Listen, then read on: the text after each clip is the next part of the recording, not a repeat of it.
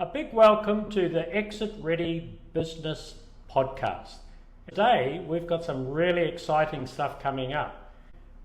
What I'd like to share with everyone first is, did you know that last year only 14% of businesses listed actually sold?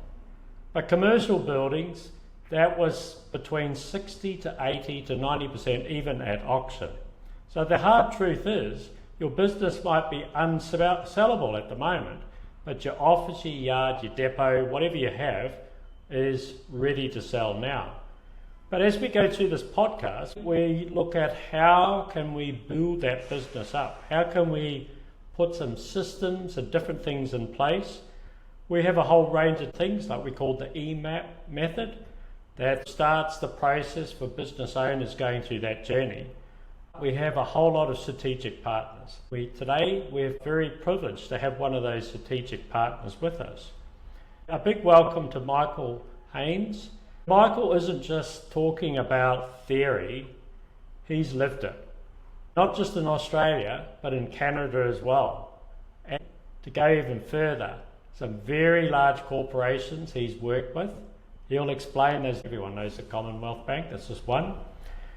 With all of that experience, he helps a whole lot of other businesses because now he's actually a customer strategy consultant, a speaker, and so much more.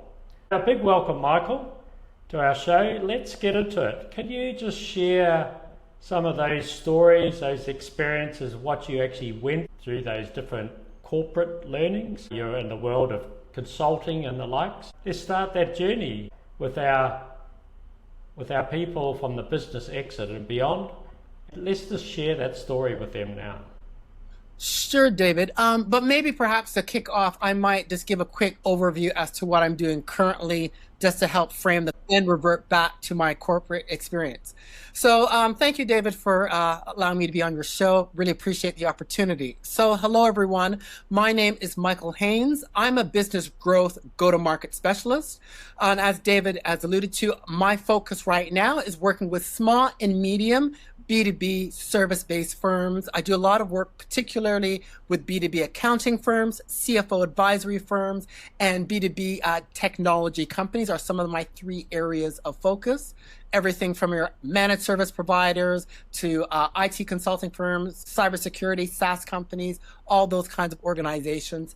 And I help David work with them to develop and implement their overarching go-to-market strategies to drive client acquisition, client retention, expansion, and overall business growth. So I'm very much working with your established small, medium B2B companies to help them thrive and grow in the challenging world of B2B. In terms of how I got into this space, as you alluded to, David, my experience is very much prior to being a consultant, working with small and medium SMEs, as we like to call them. My background is in large corporates. So here in Australia, I've worked for a number of large corporates. My last big corporate role was working at Telstra Wholesale as head of customer research and analysis. And that's where I really got into the whole space of really how to understand and really respond to market and customer and the B2B buyer needs. Just on that, so that data and research that you did in that part for the corporates, how valuable is that data today? Because a lot of business owners really, the data they have is unfortunately in their head, and it's not really shared with all of their team. When someone comes to ask them a question, they'll give them an answer. Can you go a little bit deeper on that part? Sure. So, David, one of the key things I would say, one of the learnings I've taken from working in big corporate and applying to small and medium businesses is the importance of leveraging data, getting insights, gaining understanding on three levels. Understanding your business, which I call listening to you. So understanding your own organization, your SME, what are its strengths, what are its weaknesses, what are your core capabilities, making sure you have alignment and understanding around your goals and your priorities. So have that depth of understanding and having clarity around that is very important. David, understanding the industry and markets that you serve. Okay, so really understanding those industries and geographic markets that you currently serve and seek to serve. So you need to understand the market size, the growth rates, what are some key characteristics, what are some of the broad customer requirements, what are the industry developments, what are your competitors doing? So really having a strong understanding of the industry landscape in terms of the industry as well as the geographies that you're operating in. David, as I'm sure you deal with, many small, medium businesses operate in multiple markets. So it's not just enough to understand, let's say, the IT company that is working, let's say, in cybersecurity. We need to understand what that means if they're operating in the Australian market versus we have to understand the characteristics of the Australian market. But if they're operating in New Zealand, let's say in Asia Pacific, we need to understand not just the world of cybersecurity, that industry in that space, but we need to understand those markets and the market dynamics that they need to serve. So that's the second level of data and insight that's quite important, David. That is very important for small and medium businesses to understand. And the third element, which is most important, but often not well understood, is understanding your clients, your customers, and understanding for us, those of us operating in the B2B space. So we're selling our services and our products and solutions to other businesses, that we understand the B2B buyer.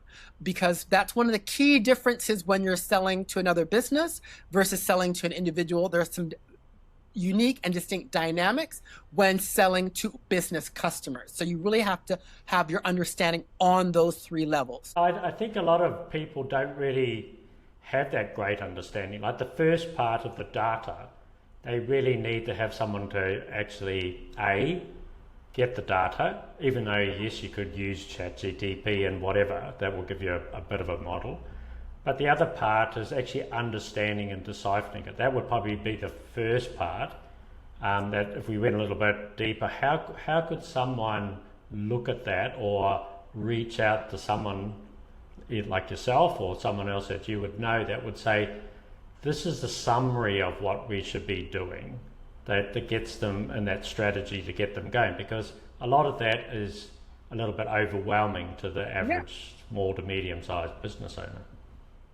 Sure. Okay. So if we look at it, David, if we look at it in two levels, there's that industry market analysis, and then there's the understanding your customers. So we look at, those are the two kind of streams of insight that we need to understand.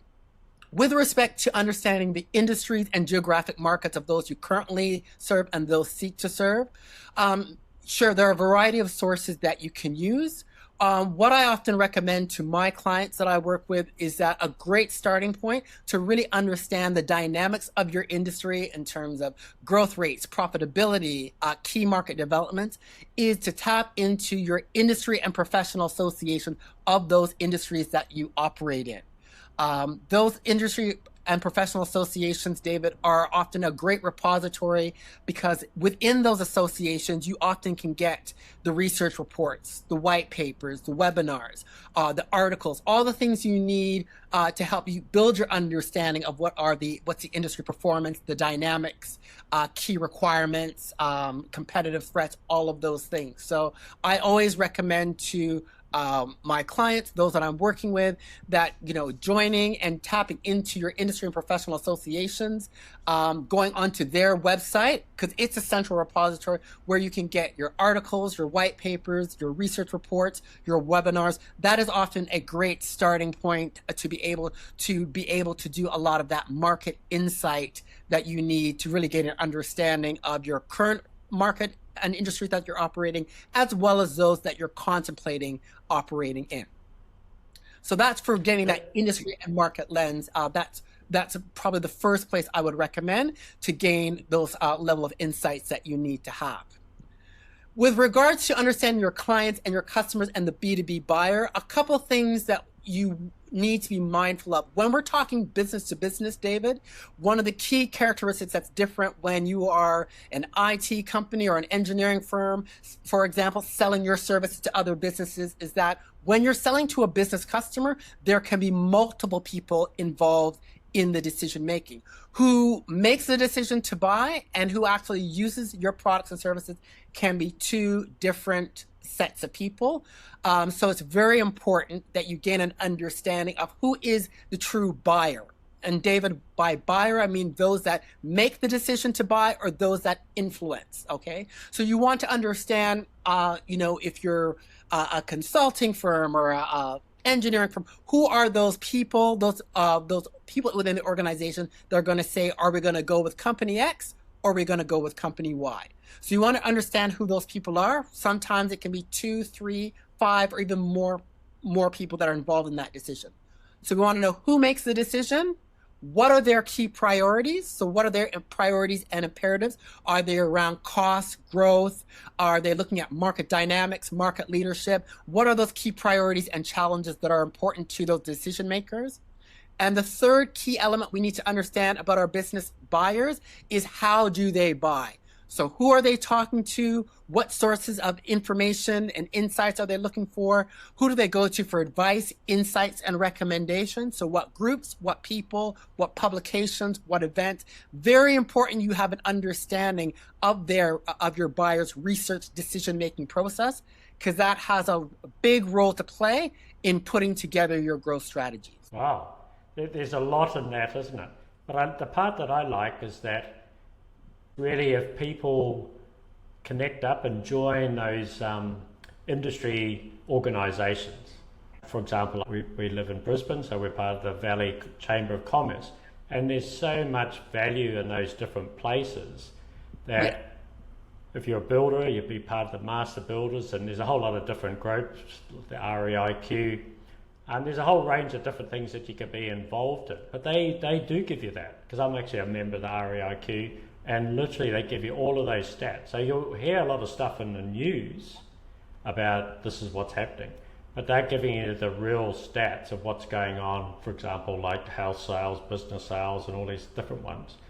So all of these industry organisations, for the small amount that you actually pay, there's so much value in that. And then of course most of those have some form of mentoring of some sort, or if they don't, they refer you on to someone else. They have courses, they have a different range of different things as well. So there's lots of things out there for people to grab onto that's within that part. And we were talking about data, I know we've just moved on a little bit, but these organisations can provide that support as well. So once I've joined that organisation, then they're part with like-minded people, aren't they? And a lot of people don't want to join them because they think they're going to be hanging out with their competitors, which they are. But if you go to those, you're going to find out about your other competitors, and then that's going to give you an edge, and you're going to have a talk to them and all the rest of it. What are they doing? So that's Absolutely. part of that, analysing that process. So now you're part of an organisation, you're actually meeting your competition, say face to face. Some people say, well, that's a bit challenging, but what would you say for the average person like that? Okay, a couple of things. One, again, you've really hit the nail on the head that your industry and professional association are a great source of getting that industry market intelligence that you want to be gaining, because they can help you find out about potential clients and prospects, as well as your competitors' market dynamics. So you really want to take advantage of that. Gaining an understanding of your competitors, and getting an understanding strategically of your competitors in terms of what they're doing, what they're focusing on, is extremely important and extremely valuable to help you differentiate and gain your positioning in the marketplace.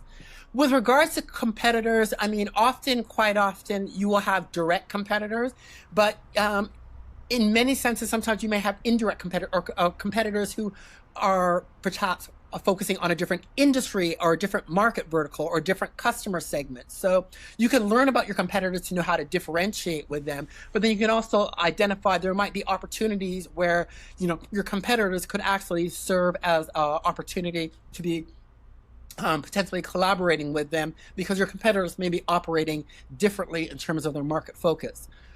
So really tapping in and really getting an understanding of those market opportunities, the market dynamics, is quite important. And yes, you can gain through your industry and professional association. It can be a great source to learn about potential clients and prospects, what they're looking for, as well as potential competitors, as well as potential folks that you may want to be collaborating with in terms of serving the markets and clients and customers you're seeking to go after.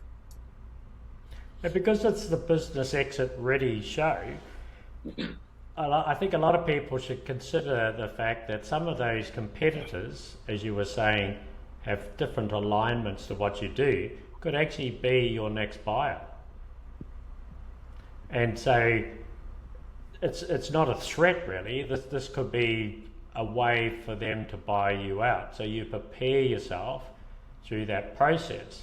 So obviously you're part of growth. What would you suggest to our listeners when it comes to the exiting of their business, and even in the scenario of being in a community of like-minded people that are, you could say, your competitors?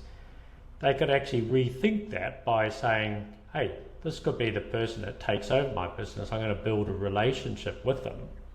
And they could add it on and clip it on, and they could have a double the size of the business. Well, what's your thoughts as far as that is, Michael?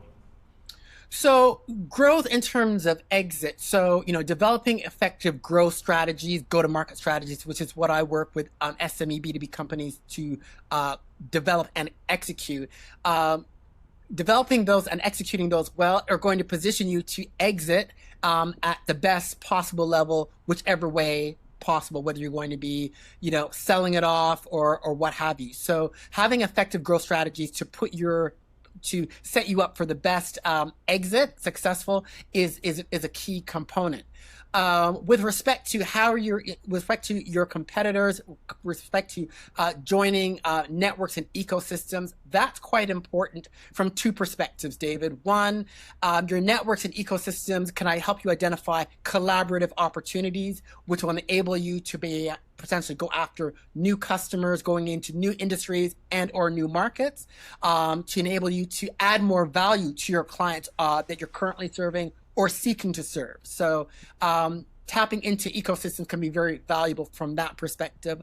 Also from a B2B buying perspective, the way in which B2B buyers buy products and services now, they are very much tapping into the likes of peers and colleagues and industry networks and ecosystem is very much how buyers are very much when they are seeking product and service providers, be it for, accounting, finance, consulting, IT solutions, what have you. They're very much tapping into the networks and ecosystems in the markets and geographic industry and geographic markets in which they operate.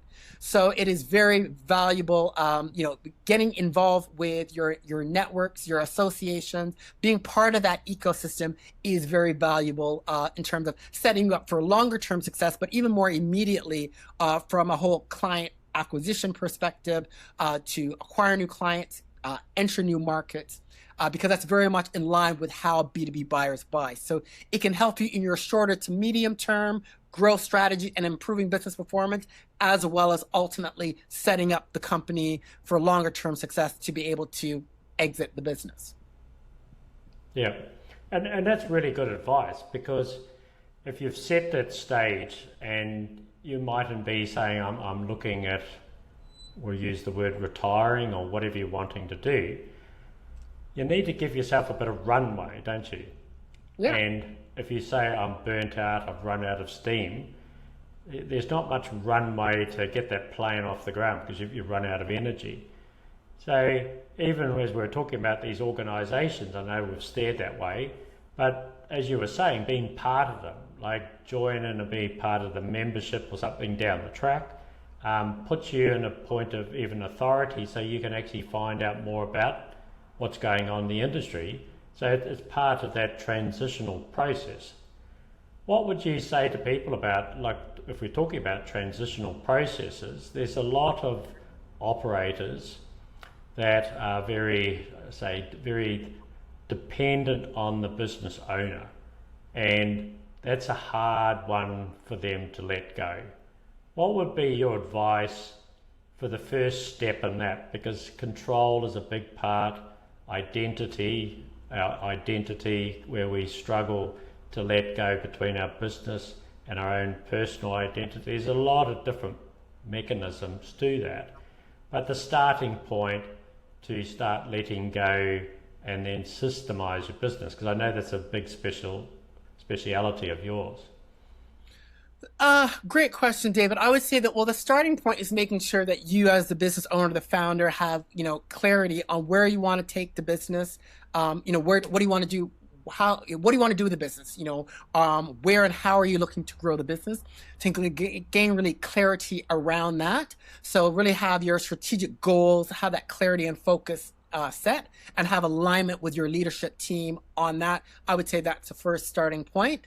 Then the second stage would then be to identify, well, what are going to be the right opportunities, and start developing a bit of an opportunity roadmap strategy on how you're going to get. So what's your goals? What's your North Star of where you want to take the business? And then let's look at what are the right opportunities in terms of the kinds of clients and customers, kinds of industries, geographic markets, and our offerings that we're going to put together. What is going to be that formula, that roadmap that is going to enable us to achieve that outcome. And this is where starting to do some of that industry market analysis to really understanding your current client base, understanding the industries that you operate, to understand where are those market opportunities, some that we may want to double down on where we're operating in already and having great success, and what are some other untapped opportunities that we haven't really gone into but could be great potential for really helping us take the business to where we ultimately want it to go. So goal clarity first, and then starting to do that opportunity identification and road mapping are kind of the two broad steps that are involved. So really part of analysing that, and you hear it so often, is that quite often you've got 20% of your clients, the good old 80-20 rule, that are producing 80% of your profit, and the other 80% doing the 20. So if you don't sit down and analyse your existing customers, let alone how you could build on that 20%, that really goes back to that ground principle that you were talking about, is analysing that, where life just keeps going. But if you don't know that figure, you don't know that resource, because you might have, to say hypothetically, 50% of those clients which are draining all of your resources, and if you just steered it in the direction of the 20, and then that could increase to 30%, even within an existing client base can be huge, can't it, Michael? Absolutely. And so when working with clients, my starting point in terms of once we clarify the goals, where the company wants to go, we start looking at the existing book of business. So who are your current clients? Okay. Understanding, what are they like in terms of revenues, profitability, how much share of their business do you have? Where are you getting the wins in terms of revenue, profitability? And also, why are you winning? Are there, what are the elements within your business? Why are you having such success with certain kinds of clients in certain kinds of industries and or markets? So really getting to understand what you're doing currently with the business, because often there's untapped opportunities there where perhaps you may only have a small portion of your client's business who love and rave about you, and there's opportunities to do more. Or there's this untapped potential where you really haven't been really doubling down on, you have a couple of customers where you're doing success in, but, instead of having just 2 or 3 of those, there's potential to have so much more. So really, really understanding your current landscape to understand what you're doing, where are the opportunities, where are you winning, where are you having success, where are you really good at? That can give us the lens and focus to say, where do we need to really double down and focus on moving forward? So it goes back to the principle of really that one thing, or the one objective, the one outcome again, doesn't it? Where we're trying to do everything for everyone instead of, and it's quite difficult, don't get me wrong, it is very difficult to say, right, let's hone it back to that one niche-y, very good thing that you can do. That's very hard, and I've had 38 years of businesses, and that's a very hard thing to do, but you become the specialist. It's like the concept of the doctor, who's a general practitioner, and then you've got the specialist. So if you want to have brain surgery or something, well, no one wants to have brain surgery, but if you're not going to go to a generalist, are you? But of course, you're going to pay a fortune to have the brain surgery.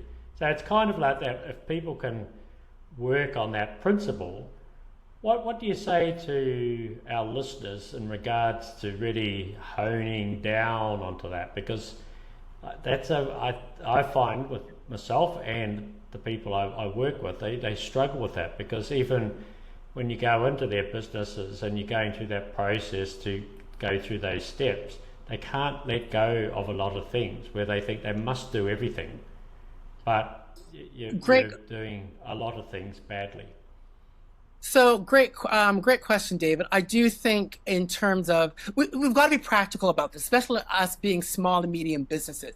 And so I don't think it's a matter of saying, okay, you're running a business and you're kind of operating in several industry sectors, several markets, and that you're immediately going to switch off and eliminate and just go from 10 down to 1. It is about, doing that assessment, that analysis to understand where are some of the market opportunities, and then working out what's the appropriate phased approach. So you might discover that perhaps, we have the opportunity with this particular product or service solution in this particular market. We haven't done a lot of business there, but there's an opportunity to do more. You might start to change your focus and put a bit more emphasis and effort as a phase 1 in that opportunity that you've identified, that you may say, okay, as phase 1, as a first step, we're going to, for argument's sake, we're going to try and acquire 2 more clients for this particular product solution in this market. So you may start to change the focus. So that's not to say that you're going to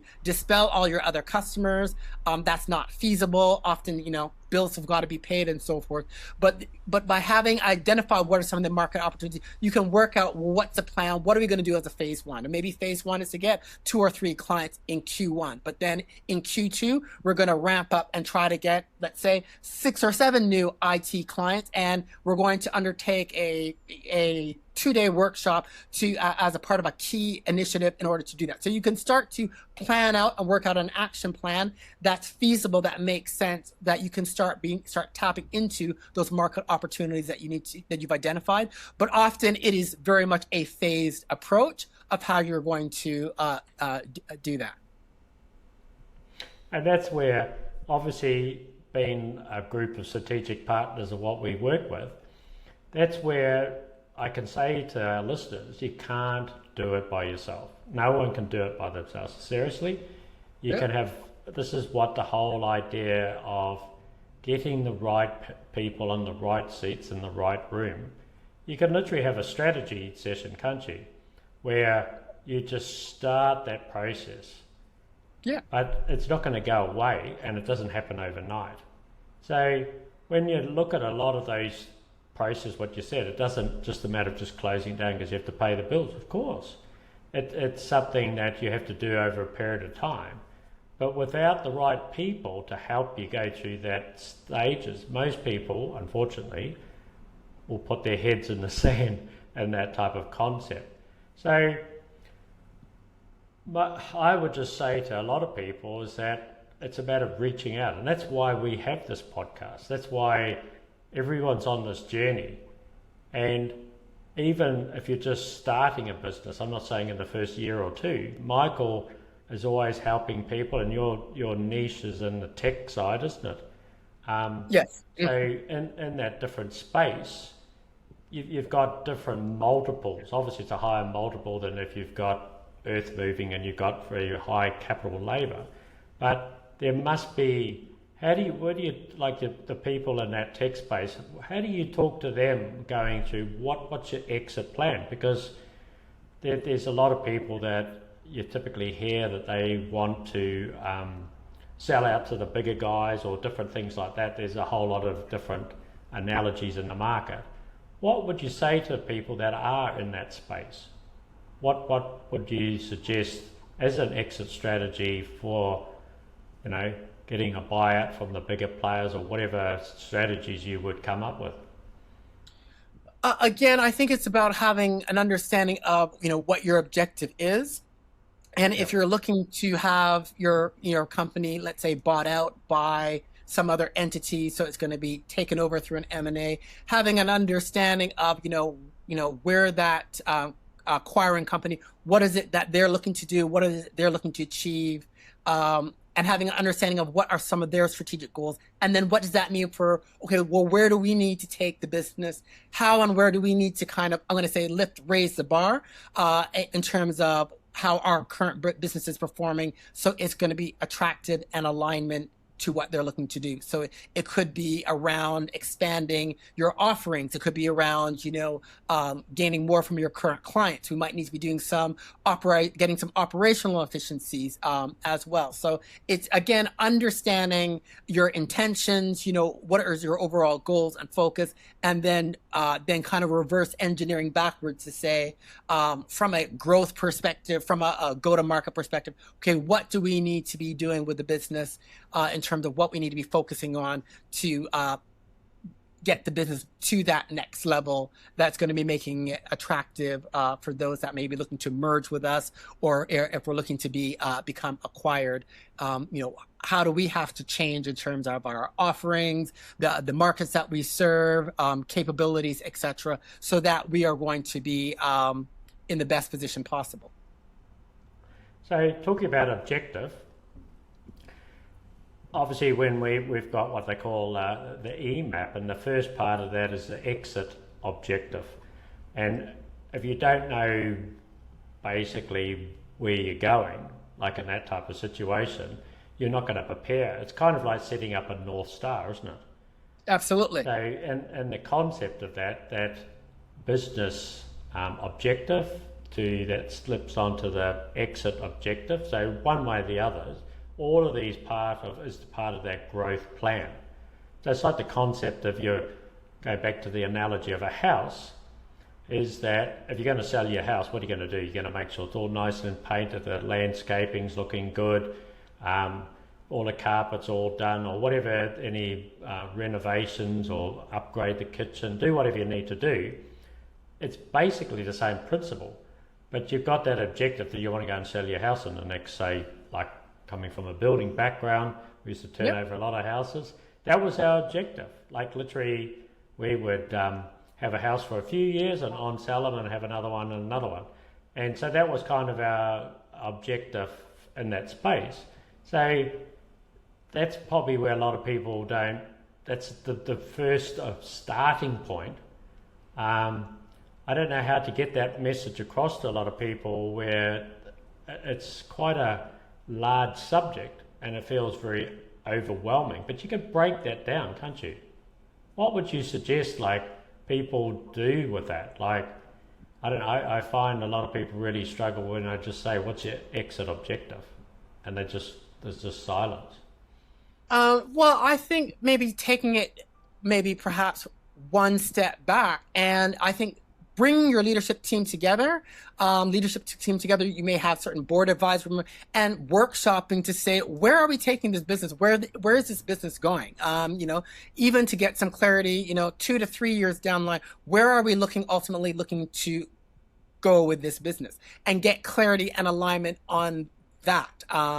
And if you can get clarity and alignment on, where are you looking to go, even 2 to 3 years down the track, well, we ultimately are moving towards, we want to go to X, and getting that North Star established and getting alignment from there, then that will give you a good starting point to then say, okay, then how do we get there? And we can start looking at our existing business. We can start looking at opportunities from our existing business and current operations. So you need to get alignment and clarity as to where is the business going. Even if you're not going to say necessarily exit per se, but even 2-3 years down the track from now, where do we want this business to be? So is there an alignment in terms of where we're in the direction and how we are moving forward? Getting clarity on that is the first step, because from there, then you can then ask the question, how do we get there? So I like the concept you said, workshop it. So you don't have to do it on your own, correct? That is correct. And you shouldn't do it on your own. You should be getting the input of your, your fellow leadership team. You may want to get some of your middle management folks from the staff involved, because your staff is your enabler. They're the ones on how you're going to execute and get and achieve that North Star. So having some discussions, some workshopping, you might need to do a couple iterations, because the first discussion, there may not be clarity. So there might be some questions that may stem from that initial meeting where we may need to research and go back to take a look at our current book of business. We may need to look at what are some of the industry dynamics and industry characteristics, because we think we might want to go into industry X or market Y. So you might have to do a little bit of homework from that initial discussion, come back, resume, and have a discussion again to gain that clarity and alignment on where you're looking to take the business. Yeah, and the other point, the clarity and alignment. So if your whole team knows where you're going and they participate in those discussions, then I would suggest to people you don't need to talk about exit. That will build out further down, because most people then all of a sudden go, am I going to lose my job or my role? But if you start the workshopping with the team, that where am I going to be in 2 to 5 years' time? And then some of the people might put their hand up and say, look, I'm 55. I think I'll probably start stepping down in this role when I'm 60 or whatever it may be. So some of these things can be brought out, they can be washed out in that process during the workshops, plural, in that process. So it's not like it's a big dramatic event that's going to happen. So I like what you're saying about the workshops and starting that process to start the flow, and not necessarily, it's just more of a strategic where we're going instead of just getting pushed along. It's like the concept, do we get pushed or do we pull? Yeah. And the flip side to those comments that you've just made, David, is that also it can also represent opportunities for, for some of the younger folk or folks committed to the organization that want to stay and grow. They can see what are the opportunities are for them, what are the opportunities for the company. They'll be able to provide input to say what's feasible, what's not. Oh, if you want to go into X industry or start developing and providing certain products and solutions, well, these are the considerations. So there's also many positive elements in terms of your staff getting buy-in, being able to contribute their ideas, seeing what is going to be feasible, the opportunities for them, identifying what are the opportunities, and call out, watch out for the company as well. So there are a lot of benefits from having this, having that strategic, participative, collaborative process in gaining that clarity and alignment on how to move forward. Yeah, because I was obviously then in a building and development game, and so we actually had 2 partners, and we got to a point where we're expanding at such a rate. It wasn't a big company, but it was still 40 odd people. But in that space, we landed up bringing in another partner who we'd actually worked to many years previous, and where in our strategy of going more into development, he stepped into other different roles more solely in the construction side. But later on, I was our group general manager. I actually sold out to him, and that was probably about 6 years later. Mm-hmm. And then my other partner sold out to him as well, and even today this company still continues. So all of these parts where people start joining in that process, they actually start, it opens the door to things that you wouldn't talk about. Where, what's your idea going forward? What's this? This is an informal conversation that will basically get to a point where you can put it down, and obviously in his case, he brought out our part share of both of us. So moving forward, that actually was a very strategic way of doing it, but we didn't realise that I'm going to be leaving. I didn't think about that at all. It's just different opportunities came up, different things came up.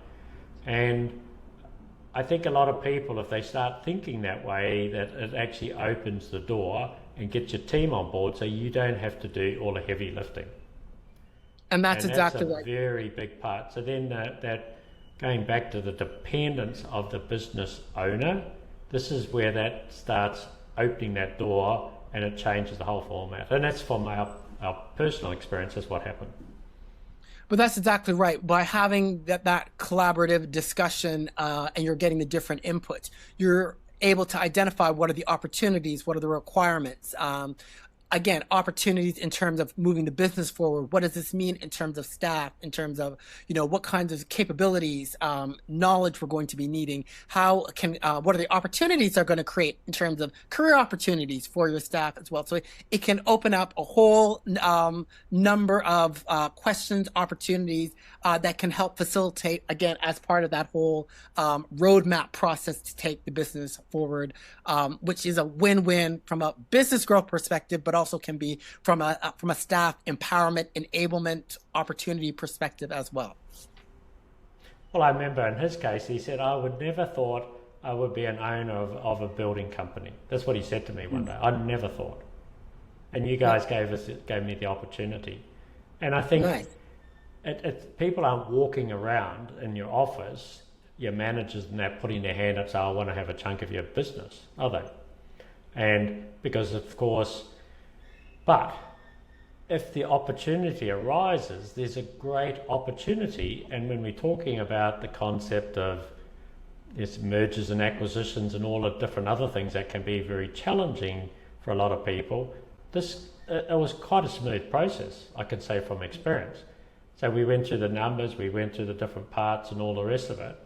And fortunately, like in New Zealand, there's no capital gains on any of that sort of stuff. Doesn't matter how long you had it, but not in all countries, unfortunately. Australia does it, unless you're 15 years, of course. So yeah, you've got a range of different parts to that. But for a lot of it, it's a good way to step aside for a lot of founders, I think. What would you elaborate on that one? Yeah. Well, again, yeah, I fully agree. Having that it's a good way to be collaborative, but it helps to set the path for your strategy. Because once you have that alignment, then you can start looking at what are the opportunities. Then you can start putting together the strategies and the plans, and how you're going to be moving forward in terms of what are the strategies. And then you can identify what are the capabilities, requirements you're going to be needing to move to that North Star, to those objectives. And you can be building those plans and executing on making sure you have the right resources in terms of knowledge, skills, people, etc. Creating the right kind of culture as well, given for how you're going to be moving forward. So gaining that alignment of where you're looking to take the company, it's just that key, fundamental, critical step that will help set the way forward so that you can be doing the necessary analysis, opportunity identification, and then mapping that roadmap to growth, success, and ultimately exit. You can be putting the necessary strategies, resources, and plans in place and execute on them. Well, Michael, we've covered a lot today, and just to recap, can you just sort of share, say, 3 to 4 gold nuggets back to sort of bring it down into sort of a bite size for a summary for this podcast today? What would you say would be 4 nuggets, or say 4 nuggets for our listeners that could go away with and really work on? Sure. So I would say one is making sure that the founders, the leadership team have clarity on the goals, the priorities, where the company is going. You need to have clarity around that. That's step number 1. Step number 2, I would say, doing that internal analysis from your current book of business. So really understanding your current book of business, to understand where are you winning? With what clients, where are you getting those successes in terms of the kinds of clients, what industries, what markets, what kinds of offerings, where are you getting those wins? Where are your company's strengths? Getting clarity and understanding around that.